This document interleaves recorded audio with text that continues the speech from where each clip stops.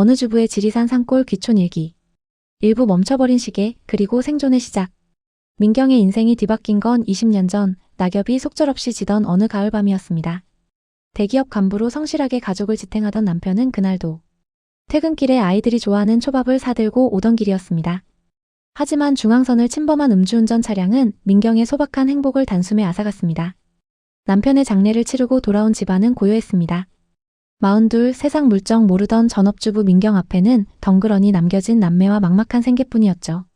슬퍼할 겨를 쫓아 사치였습니다. 그녀는 사고 일주일 만에 검은 옷을 벗어 던지고 머리를 질끈 묶었습니다. 그리고 시장통 가장 구석진 곳, 욕쟁이 할머니로 유명한 대박집의 설거지 자리부터 구했습니다. 전업주부 시절 남편이 당신 손은 귀하게 써야 해라며 늘 좋은 핸드크림을 사용하라던 그 고운 손은 하루아침에 누런 기름때와 음식 찌꺼기를 받아내는 그릇이 되었습니다. 손이 놀아? 정신 안 차려. 식당 주인인 박 씨는 입이 거칠기로 유명했습니다. 민경이 서툰 솜씨로 산더미처럼 쌓인 불판을 닦고 있으면 박 씨의 날카로운 목소리가 등 뒤를 찔렀습니다. 아이고 사모님 나오셨네. 그 속도로 해서 언제 점심 장사 준비할 거야. 대기업 다니던 남편 뒀다고 손가락에 힘 빼고 일하나. 여기는 돈 벌러 오는 데지. 소꿉장난하는 데 아니야. 똑바로 안 닦아? 박 씨는 민경이 닦아놓은 뚝배기를 들어 보이며 바닥에 쾅 소리가 나게 내려놓기도 했습니다. 덜 닦인 고춧가루 하나를 트집 잡아 동네 사람들이 다 듣도록 면박을 줬습니다. 민경은 수치심에 얼굴이 화끈거렸지만 앞치마를 만지작거리며 초등학생 아들의 학원비를 생각하며 고개를 숙였습니다. 죄송합니다, 사장님. 얼른 다시 하겠습니다. 쏟아진 물, 그리고 무너진 자존심. 서름은 식당 주인뿐만이 아니었습니다. 비가 추적추적 내리던 어느 날 건하게 취한 손님들이 들이닥쳤습니다. 바쁜 점심시간이라 민경은 서빙까지 도우며 이리저리 뛰어다녔습니다. 그때 한 손님이 민경의 앞치마를 툭 치며 시비를 걸었습니다. 아줌마 여기 물 좀 더 달라고 몇 번을 말해. 귀 먹었어? 아, 죄송합니다. 바로 가져다 드릴게요. 민경이 서둘러 물병을 들고 다가가자 술기운이 오른 손님은 일부러 발을 쑥 내밀었습니다. 어하는 비명과 함께 민경은 바닥으로 고꾸라졌고 들고 있던 얼음물병이 깨지면서 손님의 구두와 바지에 쏟아졌습니다. 아니지? 이거 명품 구두인 거 몰라. 당신이 이거 얼마짜리인지 알기나 해? 식당에서 접시나 닦는 주제에 어디서 덤벙거려. 손님은 민경의 어깨를 밀치며 삿대질을 해댔습니다. 주변 사람들의 시선이 따갑게 꽂혔습니다. 억울함에 눈물이 핑 돌았지만 식당 주인 박 씨가 달려나와 민경의 등짝을 후려치며 소리를 질렀습니다. 이게 미쳤나 봐. 손님한테 무슨 짓이야? 당장 무릎 꿇고 빌어. 민경은 차가운 물이 흥건한 바닥에 무릎을 꿇었습니다. 깨진 유리 조각에 손바닥이 긁혀 피가 맺혔지만 그보다 가슴 속에서 무언가 툭 하고 끊어지는 소리가 났습니다. 한때 누군가의 소중한 아내였고 고운 엄마였던 민경의 자존심이 시장통. 바닥의 구정물과 함께 섞여 흘러갔습니다. 훈장이 된 빨간 손. 지친 몸을 이끌고 밤늦게 귀가한 집. 잠든 아이들의 얼굴을 보며 민경은 소리 없이 오열했습니다. 하지만 다음날 아침 퉁퉁 부은 눈을 찬물로 씻어내며 다시 일어섰습니다. 엄마 손이 왜 이렇게 빨개? 상처도 있네. 잠에서 깬 딸이 민경의 거칠어진 손을 만지며 울먹였습니다. 민경은 얼른 손을 뒤로 감추며 억지로 밝게 웃었습니다. 응, 이건 훈장이야. 우리 강아지들 맛있는 거 사주고 새 가방 사줄 힘이 생겼다는 훈장. 엄마 하나도 안 아파. 지리산 호랑이처럼 튼튼해졌는걸. 빨갛게 트고 갈라진 손가락 마디마디는 물이 마를 날이 없었습니다. 고무장갑 속에서 진물이 나고 가려워도 민경은 멈추지 않았습니다. 식당 주인의 잔소리가 심해질수록 그녀는 더 완벽하게 그릇을 닦았고 진상 손님의 모욕 속에서도 내 아이들은 이렇게 키우지 않겠다는 도끼를 품었습니다. 그렇게 민경의 고운 손은 점차 마디가 굵어지고 굳은 살이 박인 엄마의 손으로 변해갔습니다. 그 고통스러운 훈장들이 훗날 자신만의 찬방을 여는 가장 강력한 미천이 될 줄은 그때의 민경은 꿈에도 몰랐습니다. 이부 눈물로 버무린 반찬 희망을 싹 틔우다. 시장통 식당에서 온갖 서름을 견디며 3년을 버텼을 때 민경에겐 작은 깨달음이 하나 생겼습니다. 남들이 대충 지나치는 시금치 하나도 그녀의 손끝을 거치면 생기가 돌았고 똑같은 된장찌개라도 그녀가 간을 맞추면 손님들이 국물까지 싹 비워낸다는 사실이었죠. 민경은 식당 일을 하며 틈틈이 모은 돈과 남편의 마지막 보상금 일부를 털어 전통시장 귀퉁이에 3평. 남짓한 민경네 소담 찬방을 열었습니다. 조미료의 강한 맛 대신 경험을 통해 터득하고 배운 대로 직접 담근 매실청과 3년 묵은 간장으로 맛을 냈습니다. 처음엔 싱겁다, 색깔이 안 예쁘다며 타박하던 손님들도 아이들에게 먹여본 뒤로는 단골이 되었습니다. 새벽 4시 남들이 잠든 시각에 시장 골목을 밝히며 나무를 묻히고 멸치똥을 따는 고단한 일상이 시작되었습니다. 하지만 민경은 행복했습니다. 이 작은 가게가 내 새끼들을 지킬 든든한 성벽이었으니까요. 딸의 눈물 그리고 전화위복. 민경의 헌신 덕에 영특하게 자란 딸 지혜는 명문대에 입학했습니다. 그곳에서 친구의 소개로 전도 유망한 의대생 민우를 만났지요. 두 사람은 3년을 예쁘게 사귀었지만 현실의 벽은 높았습니다. 지혜가 반찬 가게 딸이라는 사실을 알게 된 민우의 어머니는 가게로 직접 찾아와 민경 앞에 돈 봉투 대신 차가운 말을 내던졌습니다. 우리 아들은 의사로 평생 대접받으며 살 사람이에요. 시장 통해서 남을 묻히는 집안이랑 엮일 수는 없죠. 수준 차이 안 느껴지세요? 그날 저녁 지혜는 퉁퉁 부은 눈으로 돌아와 이별을 고했습니다. 민경은 딸을 껴안고 함께 울었습니다. 엄마가 못나서 미안해, 지혜야. 하지만 지혜는 강했습니다. 아픔을 딛고 학업에 매진해 국내 굴지의 IT 기업에 입사했습니다. 그곳에서 지혜의 성실함과 명석함을 눈여겨본 사람은 다름 아닌 젊은 창업주의자 대표인 강진우 씨였습니다. 지혜의 내면을 사랑한 그는 지혜의 손을 잡았고 지혜는 예전의 아픔을 보상받듯 모두가 부러워하는 행복한 가정을 꾸렸습니다. 아들의 묵묵한 열정과 결실. 둘째 아들 준호는 아버지를 닮아 기계 만지는 것을 좋아했습니다. 기계공학을 전공하며 밤낮 없이 실험실에서 살던 준호는 유망한 로봇 개발 회사에 취업했습니다. 준호의 머릿속엔 늘 로봇뿐이었지만 인연은 뜻밖의 곳에서 찾아왔습니다. 대학 시절 도서관에서 늘 마주치던 과학 동기 수진이를 로봇 박람회에서 우연히 제외한 것이죠. 같은 꿈을 꾸며 로봇 개발에 열중하던 두 사람은 자연스럽게 연인이 되었습니다. 화려하지는 않지만 서로의 전공 서적을 읽어주며 사랑을 키운 두 사람은 누구보다 서로를 깊이 이해하는 동반자가 되어 민경의 든든한 버팀목이 되어주었습니다. 여보, 나 이제 조금만 쉴게. 마침내 아들 준호까지 장가를 보내던 날, 민경은 화려한 예식장 조명 아래서 웃고 있었지만 가슴 한구석은 시렸습니다. 예식이 끝난 후 민경은 홀로 화장실 칸에 들어가 문을 걸어 잠갔습니다. 그리고 손수건으로 입을 막은 채소리 죽여 오열했습니다. 여보, 나 이만하면 잘했지? 당신 없이도 우리 애들기 안 죽이고 번듯하게 다 키웠어. 지혜도 준호도 이제 다 짝 찾아갔어. 나 이제 나를 위해서 조금만 쉬어도 될까? 거칠어진 손마디를 쓰다듬으며 민경은 20년 만에 처음으로 자신의 이름을 불러보았습니다. 아이들의 등록금, 결혼 미천, 그리고 남편의 빈자리를 채우려 달렸던 폭풍 같은 세월이 비로소 잔잔해지는 순간이었습니다. 이제 민경은 그토록 그리워하던 아늑한 산자락으로 향할 준비를 마쳤습니다. 삼부 지리산 산청, 나를 찾는 두 번째 인생. 자식들을 모두 둥지 밖으로 떠나보낸 서울의 밤은 너무나 고요했습니다. 남편을 잃고 20년 민경은 오로지 생존을 위해 전력 질주해왔습니다. 거울 속에 비친 60 초반의 여자는 훈장 같은 굳은 살을 얻었지만 눈빛은 말라버린 우물처럼 공허했습니다. 민경은 결단을 내렸습니다.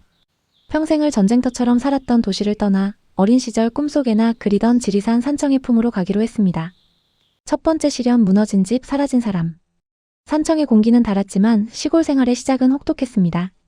평생 모은 쌈짓돈을 털어 산 중턱에 집을 짓기로 한 것이 화근이었습니다. 인상이 좋다며 자신을 소개한 동네 건축업자.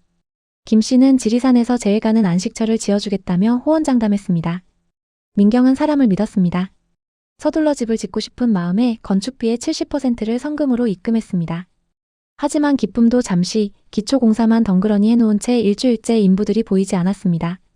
전화를 걸면 결번이라는 기계적인 음성만 되풀이되었습니다. 김 씨는 건축비를 들고 도망가 버린 것이었습니다. 내 인생은 끝까지 왜 이럴까? 자풀만 무성한 공사 현장에 앉아 민경은 흙바닥을 치며 울었습니다. 남편을 보냈을 때처럼 세상이 다시 한번 그녀를 속인 것 같아 가슴이 미어졌습니다. 60년 인생 중 가장 큰 도약을 꿈꿨던 곳에서 그녀는 다시 바닥을 보았습니다. 귀인을 만나다. 다시 올리는 기둥. 보름을 알아놓은 민경을 일으킨 건 마을 이장의 소개로 만난 젊은 건축가 박 소장이었습니다.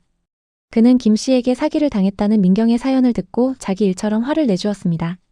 어머니, 제가 거창한 궁궐은 못 지어드려도 비바람 피하고 마음 편히 쉴 수 있는 집은 책임지고 지어드릴게요. 공사비는 집 다 짓고 천천히 주셔도 됩니다. 박 소장은 민경의 작은 예산에 맞춰 도면을 다시 그렸습니다. 민경도 팔을 걷어붙였습니다. 직접 돌을 나르고 나무 밑동을 닦았습니다.